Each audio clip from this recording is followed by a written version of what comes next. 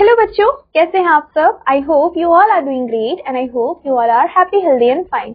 Welcome back to your science class. Now in today's class we are going to start with our new chapter, which is chapter number 4, and the title of the chapter is acid, base and salts. तो बच्चों, आज की class में हम देखने वाले हैं कि एसिड क्या होता है, बेस क्या होते हैं, सॉल्ट्स क्या होते हैं, right? So let's start with the chapter. There are different kinds of substance found in nature. अगर हम नेचर की बात करते हैं, अगर हम अपने एनवायरनमेंट की बात करते हैं, तो हमें ढेर सारे different kinds of substance देखने को मिलते हैं. Each kind of substance in having characteristic properties of its own, और हर एक substance का अपना अलग ही characteristic होता है. For example, मेरी personality is very different, आपकी personality is different, right? Your friend's personality is different. तो हम क्या है, हम अपने में ही बहुत ज्यादा यूनिक है. वैसे ही जो नेचर में हमें चीजें मिलती हैं, उनकी भी अपनी अपनी कैरेक्टरिस्टिक्स होती हैं. So in 1960, Robert Boyle first carried out the systematic study of the substances. तो बच्चों, 1960 में हुआ क्या कि जो रॉबर्ट थे, उन्होंने पहली बार एक सिस्टमैटिक स्टडी करी थी सब्सटेंसेस के बारे में. नाउ ये जो सब्सटेंसेस थे, उनको ग्रुप में डाला गया था, और ये ग्रुप कौन कौन से थे? Acid, base and neutral substances. तो इन तीन कैटेगरीज में हमने क्या कर दिया था, हमने जो भी हमारे सब्सटेंस थे उनको कैटेगराइज कर दिया था. These compounds are grouped as sour, bitter, tasteless on the basis of their taste. और ये जो कंपाउंड्स थे उनको ग्रुप भी किया गया किसके बेसिस पे कि किसका टेस्ट कैसा है, कौन सा सार है, कौन सा बिटर है, कौन सा टेस्टलेस है. And in this chapter we will study about preparation properties and uses of acid, base and salt. तो आज के हमारे चैप्टर में हम देखने वाले हैं कैसे हम प्रिपेयर करते हैं, कौन कौन सी प्रॉपर्टीज होती हैं, क्या क्या यूजेस होते हैं एसिड, बेस एंड सॉल्ट के. तो सबसे पहले आपको यहाँ पे न्यू टर्म्स दिए हुए हैं, तो आपको क्या करना है, आपको अच्छे से इन टर्म्स को पढ़ना है, उनके मीनिंग्स को समझना है, because these are the terms जो कि हम आगे चैप्टर में यूज करने वाले हैं. So there are more than 3 million different chemical compounds are known till date and more are being added to the list daily. तो होता क्या है कि अगर हम देखें तो हमारे पास 3 मिलियन से भी अलग अलग केमिकल कंपाउंड्स हैं, और उससे भी ज्यादा ऐसे कंपाउंड्स हैं जो कि अभी भी हमने खोज किए हैं, और हर दिन क्या होता है, एक नया कंपाउंड ऐड हो जाता है. These chemical compounds are widely classified into 3 basic categories. तो ये जो हमारे केमिकल कंपाउंड्स होते हैं, इनको हम बहुत ही वाइडली क्या करते हैं, क्लासिफाई करते हैं, और इनको हम क्लासिफाई करते हैं as a acid, base and salt. So it was Robert Boyle who first carried out their systematic study in 1680. अब बच्चों कौन थे? रॉबर्ट बॉयल थे जिन्होंने फर्स्ट टाइम सिस्टमैटिक स्टडी करी थी सब्सटेंसेस को लेके. एसिड, बेस, सॉल्ट, ये क्या है बच्चों? ये तीनों ही आपके आइकॉनिक कंपाउंड्स हैं, एंड उनकी जो प्रॉपर्टीज है उनको भी एक्सप्लेन किया गया है on the basis of there constituent ions, right? किसके बेसिस पे? उनके कॉन्स्टिट्यूएंट आयंस के बेसिस पे हमने क्या किया है, जो भी आइकॉनिक कंपाउंड्स हैं उनके प्रॉपर्टी को भी डिस्क्राइब किया है. Now coming to acid, base and neutral substances. तो अब हम देखने वाले हैं एसिड के बारे में, बेस के बारे में और न्यूट्रल सब्सटेंसेस के बारे में. So there are thousands of different kinds of substance found in nature. जैसे कि मैंने आपको बताया कि हमारे नेचर में बहुत अलग अलग टाइप के हमें सब्सटेंसेस देखने को मिलते हैं. अब हर एक काइंड का जो सब्सटेंस होते हैं उनके अलग अलग कैरेक्टरिस्टिक प्रॉपर्टीज होती हैं. अकॉर्डिंगली ये जो सब्सटेंसेस हैं इनको ग्रुप किया गया है acid, base and neutral substances में, एंड इन कंपाउंड्स को हम ग्रुप करते हैं as a sour, bitter and tasteless on the basis of their taste. तो बच्चों सबसे पहले आपको यहाँ पे एक एक्टिविटी 1 दिया हुआ है. इसमें आपको क्या करना है, आपको कुछ विनेगर लेना है, एंड आपको बहुत ही स्मॉल क्वांटिटी में बेकिंग पाउडर भी लेना है, एंड उसमें आपको ऐड करना है कुछ वाटर. फिर आपको क्या करना है, keep them separately in separate bowls. आपको दोनों ही सेपरेटली रखने हैं अलग अलग बाउल में, एंड आपको ऑब्जर्व करना है उनको बहुत ही carefully.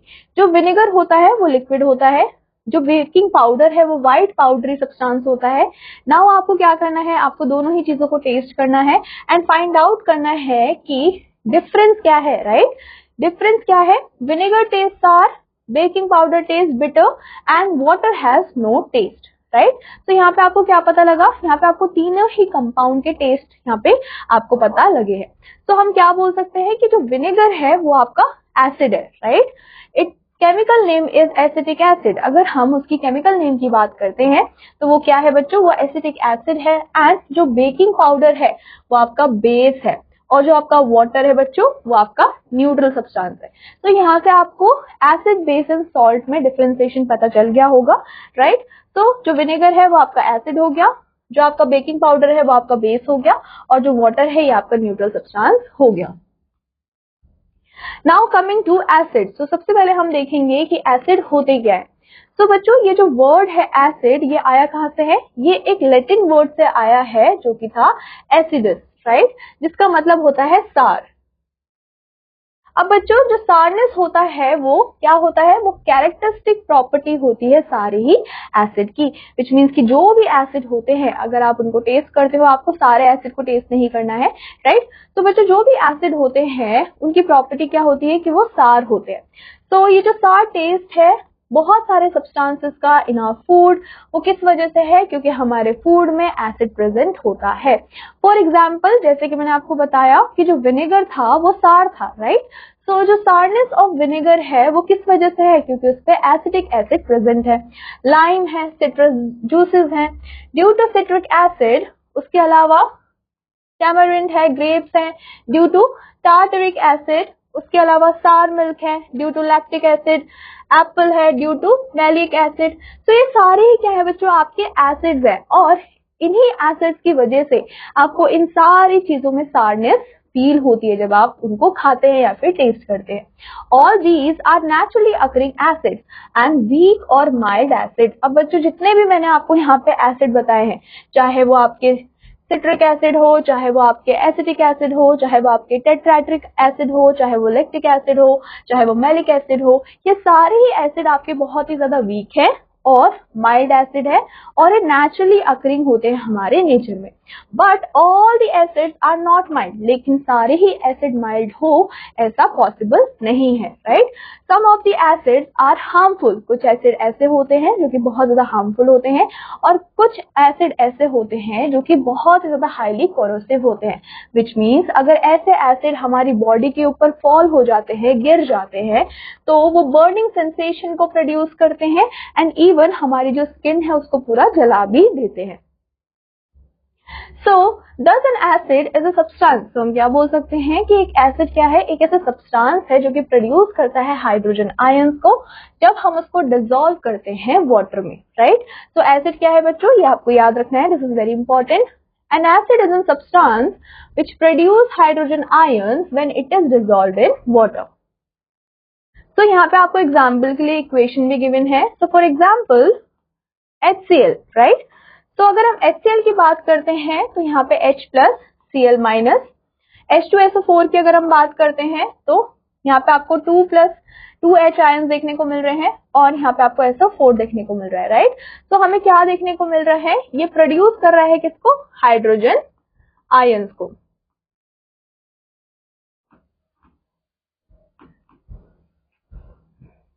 Now there are two main chemical groups of acid. अब बच्चों जो केमिकल हमारे ग्रुप्स हैं एसिड के वो कौन कौन से हैं, first one is your organic and second one is your mineral, और यू कैन से इनऑर्गेनिक। अब डिफरेंस क्या है इनमें, so they include carbon as one of the element and come from natural organic matter. So बच्चों जितने भी हमारे organic acid होते हैं, as the name suggest organic, तो ये नेचुरली अकरिंग होते हैं एंड इनके पास कार्बन होता है एज एलिमेंट। तो बच्चों कुछ यहाँ पे आपको कॉमन एग्जांपल्स गिवन है, जैसे कि एसिटिक एसिड जो कि विनेगर है, सिट्रिक एसिड जो कि फैट है, एस्कॉर्बिक एसिड जो कि आपको नेचुरल सोर्सेज में क्या क्या है, आंवला, सिट्रस फ्रूट, इन सब में आपको एस्कॉर्बिक एसिड देखने को मिलता है। जो आपका सिट्रिक एसिड है वो आपको किस में देखने को मिलता है, जितने भी सिट्रस फ्रूट है, जैसे कि आपके ऑरेंजेस है, लेमन है, इन सब में आपको सिट्रिक एसिड मिलता है। जो आपका लैक्टिक एसिड है वो आपको सार मिल्क में मिलता है। टेट्राटिक एसिड जो है वो टैमरिंड और ग्रेप्स में आपको मिलता है, ऑक्जेलिक एसिड जो है वो आपको टोमेटोज में, बीट लीव्स में देखने को मिलता है। मैलिक एसिड जो है वो आपको एप्पल्स में देखने को मिलता है। जो फॉर्मिक एसिड है वो आपको एंड स्टिंग में देखने को मिलता है। जब भी आपको कोई भी चींटी क्या करती है, काट लेती है, तो आपको क्या होता है, आपको खुजली होती है। तो क्यों होती है? क्योंकि उसमें फॉर्मिक एसिड प्रेजेंट है। वैसे ही अगर हम ब्यूट्रिक एसिड की बात करें तो रैंसिड बटर में आपको ब्यूट्रिक एसिड देखने को मिलता है। तो ये सारे ही क्या है, ये सारे ही आपके नेचुरली अकरिंग एसिड्स होते हैं जिनको हम ऑर्गेनिक एसिड बोलते हैं। Then the second one is mineral or inorganic acid, right? So बच्चों, इन एसिड्स के पास कोई भी कार्बन नहीं होता है एंड उनको हम क्या बोलते हैं, उनको हम मिनरल एसिड बोलते हैं। They could be prepared by dissolving oxide. हम क्या करते हैं, जब भी हमें इनऑर्गेनिक एसिड को बनाना होता है तो हम डिसॉल्व करते हैं ऑक्साइड ऑफ मिनरल्स को, किसमें, वाटर में। एंड यहाँ पे आपको कुछ कॉमन एग्जांपल्स गिवन है, जैसे कि आपके हाइड्रोक्लोरिक एसिड, जिसको आप शॉर्ट फॉर्म में HCl भी बोलते हो, राइट। उसके अलावा आप इसको क्या बोल सकते हो, हाइड्रोजन क्लोराइड भी बोल सकते हो, क्योंकि यहाँ पे आपको हाइड्रोजन और क्लोराइड देखने को मिल रहा है, राइट। हाइड्रोजन ये आपका H है और Cl आपका क्लोराइड हो गया। उसके अलावा नाइट्रिक एसिड, जिसको आप बोलते हो HNO3, राइट। इसको आप क्या बोल सकते हो, हाइड्रोजन नाइट्रेट भी बोल सकते हो, क्योंकि यहाँ पे आपको हाइड्रोजन और नाइट्रेट देखने को मिलता है। फिर सल्फ्यूरिक एसिड है, जिसको हम बोलते हैं H2SO4, राइट। तो इसको आप क्या बोल सकते हो, हाइड्रोजन सल्फेट भी बोल सकते हो। उसके बाद आपके पास फॉस्फोरिक एसिड है, जो कि आपका H3PO4 होता है, इसको आप हाइड्रोजन फॉस्फेट भी बोल सकते हो, राइट। तो ये सारे ही क्या आपके मिनरल या फिर इनऑर्गेनिक एसिड होते हैं। Coming to boost your brain, आपको क्या गिवन है, part of sweat and urine and stings of nettles has of formic acid. जैसे कि मैंने आपको बताया कि जो भी स्टिंग होता है, जो भी स्वेट है, जो हमारा यूरिन है, उसमें क्या होता है बच्चों, फॉर्मिक एसिड होता है।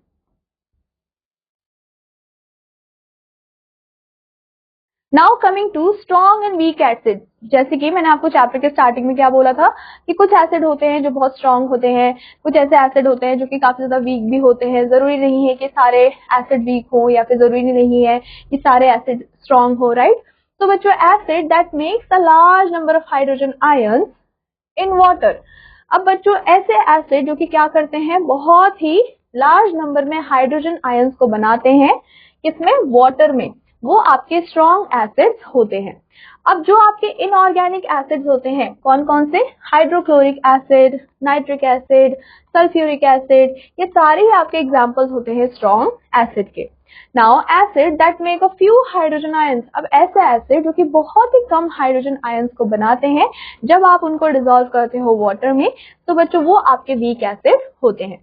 नाउ ऑर्गेनिक एसिड, जितने भी आपके एसिटिक एसिड था, सिट्रिक एसिड है, टार्टरिक एसिड है, ये सारे आपके एग्जाम्पल होते हैं वीक एसिड के। तो आपको सिंपली क्या याद रखना है कि जितने भी आपके इनऑर्गेनिक एसिड है वो ज्यादातर आपके स्ट्रॉन्ग एसिड होते हैं, और जितने भी आपके ऑर्गेनिक एसिड है वो ज्यादातर आपके वीक एसिड होते हैं, राइट।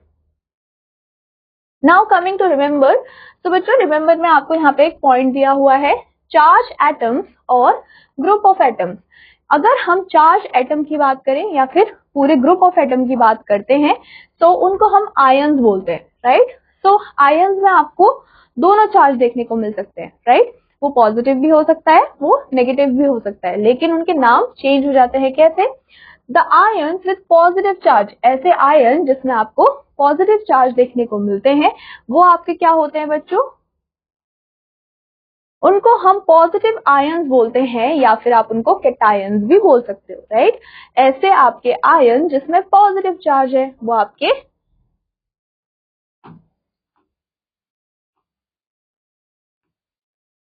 कैटायंस होते हैं। And the ions with negative charge, right. अब ऐसे आयन जिन पे नेगेटिव चार्ज है उनको हम नेगेटिव आयंस या फिर एनायंस बोलते हैं। तो सिंपली आपको क्या याद रखना है कि अगर नेगेटिव चार्ज है तो वो आपका एनायन है, अगर पॉजिटिव चार्ज है तो वो आपका कैटायन है। फॉर एग्जाम्पल, अगर हम कॉमन सॉल्ट की बात करते हैं तो कॉमन सॉल्ट का फॉर्मूला क्या होता है, NaCl होता है, विच मीन्स आप बोल सकते हो कि जो केमिकल नेम है कॉमन सॉल्ट का वो क्या है बच्चों, वो NaCl है।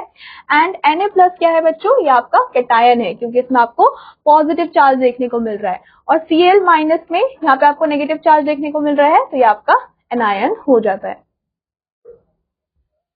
Now we have concentrated and dilute acid. सो अगर हम जब डिसॉल्व करते हैं लार्ज क्वांटिटी ऑफ सब्सटेंस को in a very small amount of water, तो हमें कंसंट्रेटेड सॉल्यूशन मिलता है। तो हमने क्या किया, हमने सब्सटेंस ज्यादा लिया है और हमने वाटर कम लिया है, तो जो भी हमारा सॉल्यूशन बनेगा वो कंसंट्रेटेड बनेगा। बट अगर हम बहुत ही स्मॉल क्वांटिटी में सब्सटेंस लेते हैं और लार्ज क्वांटिटी में अगर हम वाटर को लेते हैं, तो वो क्या बन जाता है, वो हमारा डाइल्यूट सॉल्यूशन बन जाता है, right. Now coming to precautions. So care should be taken while adding water to an acid. So जब भी आप किसी भी एसिड में वाटर को ऐड कर रहे हो, तो आपको बहुत ज्यादा केयरफुल रहना है। जो आपका सल्फ्यूरिक एसिड होता है वो हीट को आपको देता है, राइट। हीट जनरेट करता है, फ्यूम जनरेट करता है, एंड समटाइम वो बर्स्ट भी हो जाता है फ्लेम्स के अंदर जब हम उसके ऊपर वाटर को ऐड करते हैं। तो यहाँ पे कुछ एसिड्स हैं जो कि वाटर के साथ रिएक्ट करते हैं, एंड वो सल्फ्यूरिक एसिड जब बर्स्ट होगा तो वो आपकी बॉडी में आ सकता है और वो आपको सीवियर बर्न्स भी करवा सकता है, राइट। आपकी जो बॉडी है वो जल भी सकती है। बट जो आपके स्ट्रॉन्ग एंड वीक एसिड्स होते हैं वो कंसंट्रेटेड भी हो सकते हैं, वो डाइल्यूट भी हो सकते हैं। अब बच्चों, जो कंसंट्रेटेड एसिड होता है उसको हम डाइल्यूट कर सकते हैं कैसे, अगर हम उसमें वाटर को ऐड कर दें। एंड जो भी डाइल्यूट एसिड है उसको भी हम कंसंट्रेटेड बना सकते हैं कैसे, अगर हम उसमें से वाटर को इवेपोरेट कर दें तो हम इस तरीके से क्या कर सकते हैं, उसकी कंसंट्रेशन को कम भी कर सकते हैं, ज्यादा भी कर सकते हैं। Now coming to our next topic जो कि है पीएच स्केल, राइट। तो बच्चों, ये जो पीएच स्केल होता है यहाँ पे आपको गिवन भी है, आप पहले पिक्चर देख लीजिए। So this is the picture of pH scale and this is the pH scale of acid. अब पीएच स्केल होता क्या है, तो जो पीएच स्केल होता है वो मेजर करता है कि एसिड का स्ट्रेंथ कितना है and on the basis of hydrogen ions present in the solution. और किसके बेसिस पे करता है कि सॉल्यूशन में हमें कितने हाइड्रोजन आयंस देखने को मिलते हैं, उसी के बेसिस पे जो पीएच है वो डिसाइड होता है किसी भी सॉल्यूशन का, राइट। सो जो स्ट्रेंथ होता है एसिड का वो हमें क्या बताता है कि हाउ कंप्लीटली ये डिसोसिएट करता है इनटू हाइड्रोजन आयंस। जैसे कि जितना ज्यादा हायर नंबर होगा हाइड्रोजन आयंस का उतना ही कम उसका पीएच होगा एंड वाइस वर्सा। तो सिंपली यहाँ पे आपको क्या याद रखना है, जितने ज्यादा हाइड्रोजन आयन है उतना ही कम पीएच होगा, विच मीन्स कि उतना ही ज्यादा वो एसिडिक होगा, राइट। तो अगर हम बात करें पीएच के रेंज की, राइट, तो अगर हम 1 से लेके 2 तक की बात करें तो वो आपके स्ट्रॉन्ग एसिड्स होते हैं, जिसमें आपका एग्जांपल है HCl हाइड्रोक्लोरिक एसिड। अगर हम pH 3 to 4 की बात करते हैं तो उसमें आपके वीक एसिड्स आ जाते हैं, जिसमें आपके होते हैं एसिटिक एसिड। वैसे ही अगर हम pH 5 to 6 की बात करते हैं तो वो आपके माइल्ड एसिड हो जाते हैं, for example your milk. And अगर हम pH 7 की बात करें तो वो आपका न्यूट्रल होता है। 7 के बाद आपके सारे बेस स्टार्ट हो जाते हैं, जो कि हम आगे डिस्कस करेंगे। लेकिन आपको क्या याद रखना है, अगर हम पीएच स्केल की बात करें तो 1 से लेके 7 तक आपको एसिड देखने को मिलते हैं। 7 आपका न्यूट्रल होता है तो हम इसको एसिड में कंसिडर नहीं करते हैं, ये ना तो एसिड है ना ही बेस है। लेकिन 1 से लेके 6 तक क्या है बच्चों, आपके एसिड्स है, जैसे कि strong acid, weak acid, mild acid. तो इसी वजह से हमने क्या बोला कि जितने ज्यादा हाइड्रोजन आयंस होंगे उतना ही कम पीएच होगा, right. Now coming to remember, आपको यहाँ पे एक पॉइंट गिवन है जो कि ऑलरेडी मैं आपको बता चुकी हूँ कि जितना भी कम पीएच होगा उतना ही स्ट्रॉन्गर वो एसिड होगा, विच मीन्स कि अगर पीएच लोअर है विच मीन्स कि जो भी एसिड है वो स्ट्रॉन्गर है, right. Now coming to our next topic which is preparation of acid. तो अब हम देखने वाले हैं कि हम एसिड को कैसे प्रिपेयर करते हैं। So acid can be prepared from non metals by 2 stage processes. तो जो एसिड्स होते हैं उनको हम प्रिपेयर करते हैं किससे बच्चों, नॉन मेटल से। And the first the non metal are burned in air. हम सबसे पहले क्या करते हैं, नॉन मेटल को जलाते हैं, बर्न करते हैं एयर में एंड फॉर्म करते हैं ऑक्साइड्स ऑफ नॉन मेटल। तो हमने सिंपली यहाँ पे क्या किया, जो भी आपके नॉन मेटल थे उसका हमने क्या बना दिया, उसका हमने ऑक्साइड बना दिया। कैसे बनाया, क्योंकि हमने नॉन मेटल को बर्न किया एयर में। Second, the oxide of non metal dissolve in water. अब हम क्या करेंगे, अब हम जो भी हमने ऑक्साइड बनाया है नॉन मेटल का उसको हम डिसॉल्व करेंगे वाटर के अंदर एंड वो फॉर्म करेंगे एसिडिक ऑक्साइड को या फिर एसिड को। फॉर एग्जाम्पल अगर हम नॉन मेटल्स की बात करें, for example nitrogen, carbon, sulphur, ये क्या करते हैं, ये ऑक्सीजन के साथ रिएक्ट करते हैं एंड फॉर्म करते हैं नाइट्रोजन डाइऑक्साइड को, कार्बन डाइऑक्साइड को, सल्फर डाइऑक्साइड को respectively, which are acidic in nature. और ये तीनों ही चीजें क्या होती है बच्चों, एसिडिक होती है नेचर में। तो आपको क्या याद रखना है कि हम नॉन मेटल्स को क्या करते हैं, रिएक्ट करवाते हैं ऑक्सीजन से, तो जो भी हमें प्रोडक्ट मिलता है वो एसिडिक होता है नेचर में। When these non-metallic oxide are dissolved in water, जब हम इन non-metallic oxide को dissolve करते हैं वाटर में तो ये फॉर्म करते हैं एसिड ऑक्साइड को और एसिड को, राइट। तो यहाँ पे आपको इक्वेशंस भी दी हुई हैं। फॉर एग्जाम्पल कार्बन लिया हमने जो कि नॉन मेटल था, फिर हमने ऑक्सीजन लिया, जब हमने इन दोनों का रिएक्शन करवाया तो हमें कार्बन डाइऑक्साइड मिल गया। वैसे ही अगर हम देखें तो हमने क्या किया, कार्बन डाइऑक्साइड को यहाँ पे रिएक्ट किसके साथ करवाया, वाटर के साथ करवाया, तो हमें कार्बोनिक एसिड मिल गया, राइट। फिर वैसे ही हम क्या करेंगे, पहले हम एक नॉन मेटल लेंगे, फॉर एग्जांपल सल्फर, हमने सल्फर लिया, सल्फर को अगेन हमने ऑक्सीजन के साथ क्या करवाया, रिएक्ट करवाया, तो हमारे पास सल्फर डाइऑक्साइड आ गया। अब हम सल्फर डाइऑक्साइड को क्या करेंगे बच्चों, वाटर के साथ रिएक्ट करवाएंगे, तो हमारे पास सल्फ्यूरस एसिड आ जाएगा विच इज H2SO3, क्योंकि आपका H2SO4 क्या होता है, सल्फ्यूरिक एसिड, लेकिन ये आपका क्या है, सल्फ्यूरस एसिड। फिर हमने क्या किया, नाइट्रोजन को लिया, अगेन नाइट्रोजन क्या है, हमारा नॉन मेटल है।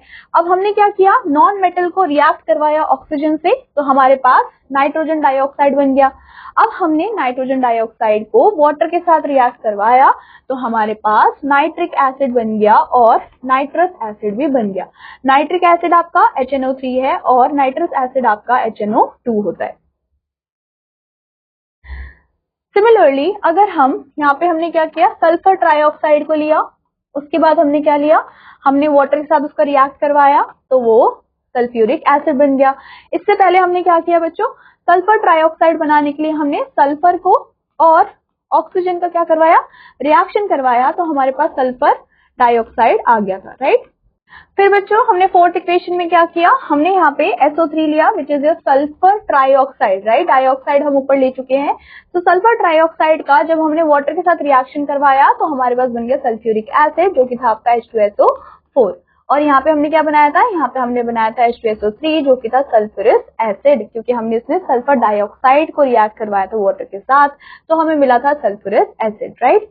Now coming to the second point which says acid can also be prepared with the help of some inorganic salt। Acid को हम कैसे प्रिपेयर कर सकते हैं, इनऑर्गेनिक सॉल्ट के हेल्प से भी कर सकते हैं एंड एसिड की हेल्प से भी कर सकते हैं। एग्जाम्पल, जो हमारा हाइड्रोक्लोरिक एसिड होता है उसको हम प्रिपेयर करते हैं कैसे, जब हम कॉमन सॉल्ट को हीट करते हैं विथ कंसंट्रेटेड सल्फ्यूरिक एसिड, तब भी हमारा एसिड बनता है। जैसे कि अगर हम सबसे पहले क्या लेंगे, यहाँ पे सोडियम क्लोराइड लेंगे जो कि आपका कॉमन सॉल्ट है, और यहाँ पे आप क्या लेंगे, सल्फ्यूरिक एसिड लेंगे विच इज H2SO4 और एक कंसंट्रेटेड फॉर्म में, तो हमारे पास क्या बन जाएगा, हमारे पास बन जाता है sodium sulphate and hydrochloric acid heat, right. Now coming to the table, यहाँ पे आपको टैबलेटेड फॉर्म में कुछ कॉमन एसिड्स दिए हुए हैं और उनका केमिकल फॉर्मूला भी गिवन है। तो सबसे पहले आपके पास हाइड्रोक्लोरिक एसिड है जो कि आपका HCl है, nitric acid HNO3, sulphuric acid जो कि आपका है H2SO4, carbonic acid H2CO3, acetic acid CH3COOH, formic acid COOH, oxalic acid COOH, और ये आपको बॉन्डिंग देखने को मिलेगी अगेन यहाँ पे इसकी, राइट। तो ये सारे ही क्या थे बच्चों, आपके नेम ऑफ एसिड है और ये आपके केमिकल फॉर्मूलाज है। Now coming to properties of acid, अब हमने देख लिया कि एसिड को कैसे प्रिपेयर करना है, लेकिन प्रॉपर्टीज देखने वाले हैं कि एसिड की कौन कौन सी प्रॉपर्टीज होती है। तो जो आपके प्योर मिनरल एसिड्स होते हैं वो कलरलेस लिक्विड होती है, उसमें कोई भी कलर नहीं होता है, और जो ऑर्गेनिक एसिड्स होते हैं वो भी कलरलेस लिक्विड ही होते हैं या फिर वाइट सॉलिड होते हैं। अब जो एसिड्स होते हैं उनका अगर टेस्ट की बात करें तो जैसे मैंने आपको बताया सार टेस्ट होता है, एंड एसिड बहुत ज्यादा कोरोसिव होते हैं नेचर में।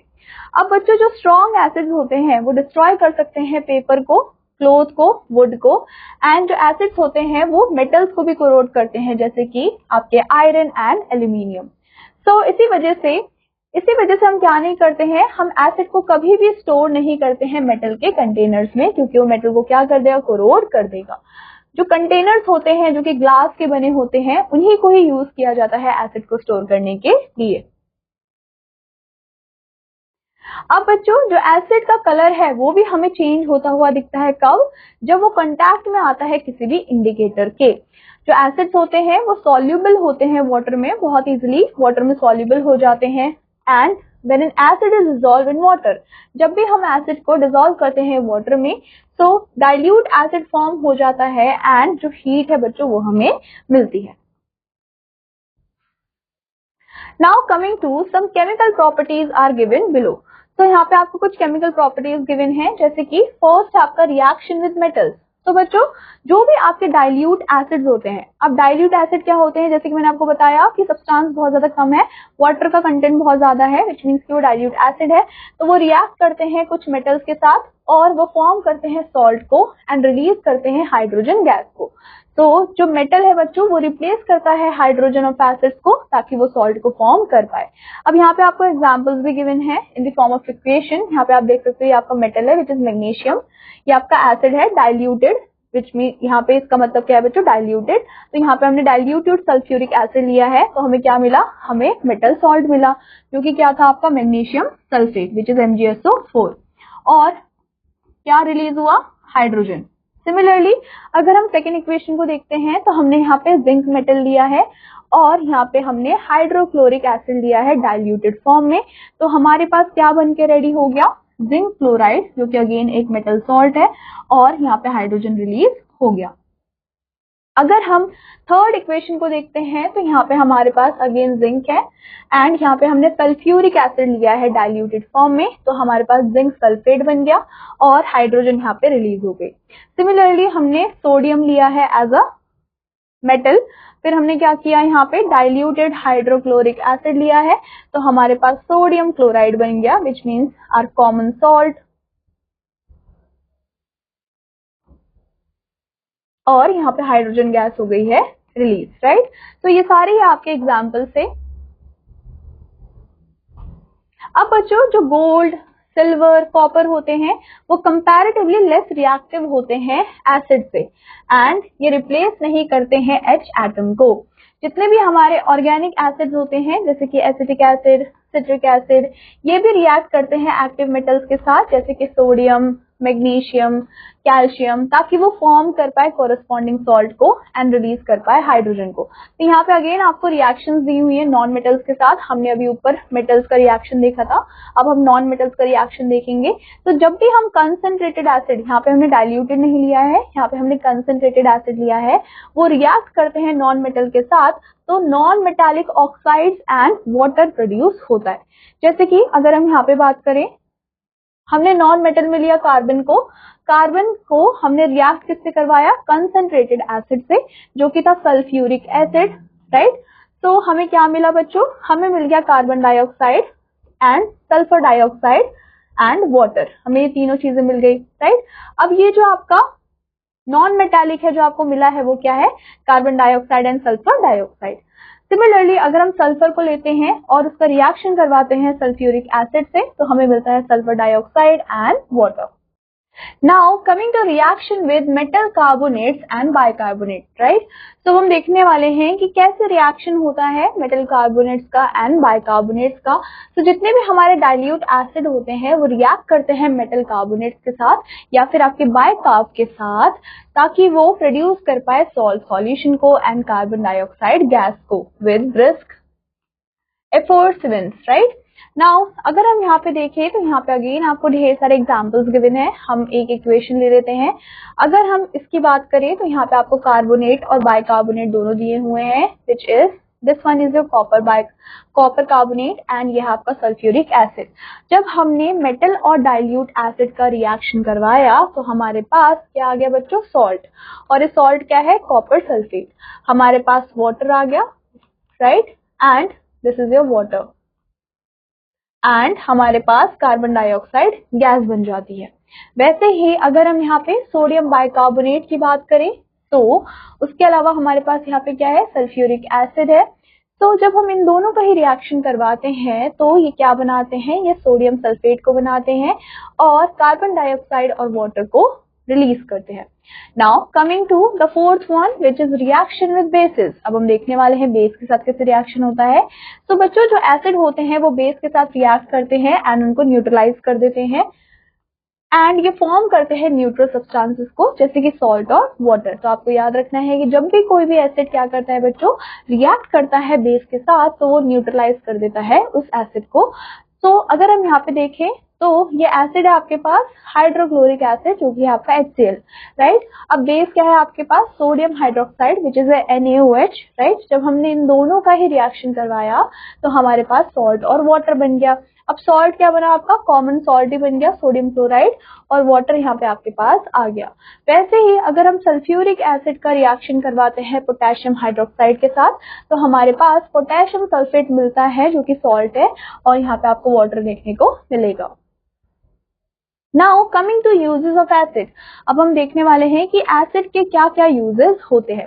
तो बच्चों जितने भी हमारे इनऑर्गेनिक एसिड होते हैं उनको हम घरों में यूज करते हैं, इंडस्ट्री में यूज करते हैं, एंड जो ऑर्गेनिक एसिड होते हैं उसको हम यूज करते हैं हमारे फूड के पार्ट की तरह, राइट। कुछ कॉमन आपको यूजेस यहाँ पे दिए हुए हैं एसिड के। तो सबसे पहले हम देखने वाले हैं कि हाइड्रोक्लोरिक एसिड का क्या यूज होता है।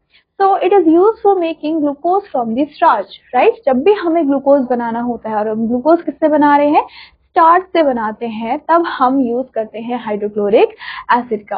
वैसे ही हम अपने घरों में यूज करते हैं, जैसे कि अगर आपको किचन को क्लीन करना है, राइट, सिंक क्लीन करना है, सैनिटरी वेयर और लॉक्ड ड्रेन्स को क्लीन करना है, तब भी आप HCl का यूज करते हैं। The third one is it is use for cleaning metallic surface. जब भी आपको मेटालिक सरफेस को क्लीन करना होता है तो हम क्या करते हैं, before tending solid ring and galvanisation, तब हम हाइड्रोक्लोरिक एसिड का यूज करते हैं। It is use in manufacture of chemicals. बहुत सारे केमिकल्स का मैन्युफैक्चर करने के लिए भी हम हाइड्रोक्लोरिक एसिड का यूज करते हैं, जैसे कि घी, ब्लीचिंग पाउडर, ये सारे आपके HCl से बनते हैं। Then we have sulfuric acid. So बच्चों सल्फ्यूरिक एसिड को हम क्या बोलते हैं, ऑयल ऑफ पेट्रोल के नाम से भी जानते हैं।